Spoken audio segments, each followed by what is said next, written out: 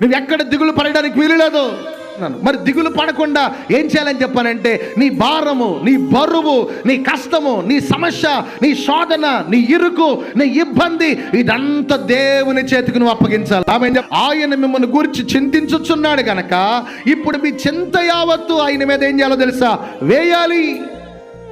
నిన్ను ఆయన పట్టించుకుంటున్నాడు.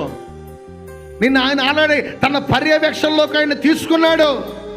అందుకే చెప్తాడు, మీ సంతోషము ఇంకా పరిపూర్ణమయ్యేటట్లుగా ఆయన్ని మీరు అడగండి. ఆయన లక్ష్యము చేయించున్నాడు. నీ ప్రార్థన వినేటట్లుగా, నీ కన్నీటి నేను చూస్తున్నట్లుగా, నీ ప్రార్థన దేవుడు అంగీకరిస్తున్నట్లుగా, నీ చింతను చెప్పండి, నీ బాధ, నీ ఆవేదన, నీ గుండెల్లో ఉన్న దుఃఖము చెప్పండి. ఆయన ఏం చేస్తాడో తెలుసా? లక్ష్యము చేయించున్నాడు కనుక నీ చింత యావత్తు ఆయన మీద వేయండి. ఇప్పుడు చెప్పండి, ఆయన మీద వేసే ప్రతి ఒక్కరు ఎలా ఉండాలి?